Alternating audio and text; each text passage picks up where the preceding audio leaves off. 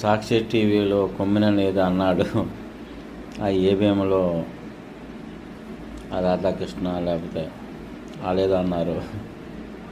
ఈ టీవీ5లో ఇదేమన్నారు సాంబా వాళ్ళేమన్నారు ఏమన్నా. ఇవన్నీ అనవసరం అండి. ప్రజలకు మీరు ఏం చేస్తున్నారు? అల్టిమేట్గా ఇవే పని. ఒక్క పాయింట్ దొరికితే ఇంకా మీడియా అలాగా చెత్త అయిపోయింది. అందరూ తెలిసింది మీడియా అనేది వెరీ వర్స్ట్ అయిపోయింది.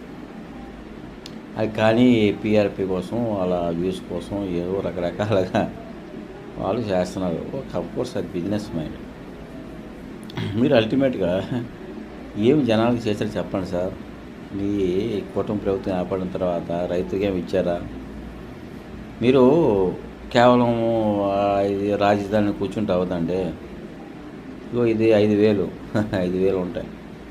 5,000 మనకి 5,000 సమానంగా ఉండవండి. అట్లా మనసు కూడా సమానంగా ఉంటే అర్థం చేసుకోండి. మీరు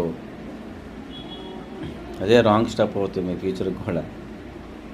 అందరికీ మనం సైజుగా తీసుకుంటూ మనం పనులు చేసుకుంటూ వెళ్ళిపోవాలి. మీరు ఇప్పుడు జగన్మోహన్ రెడ్డి గారు 2 ఇయర్స్ కరోనా వచ్చిన తర్వాత ఆ పథకాలు చలపై పడ్డాయి. అందులో మేము కూడా బాధ్యతలమే. మేము తిండింది కాదు.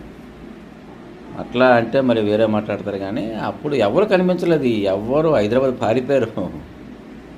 మేము ఒక్కడమే కష్టపడ్డాం. ఆ కరోనా టైం కూడా మేము పని ఆపలేం.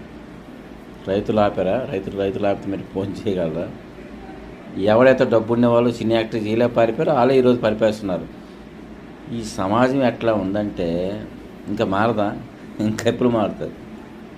ఇంకా మారదు. అంతే. జై హింద్, జై భారత్.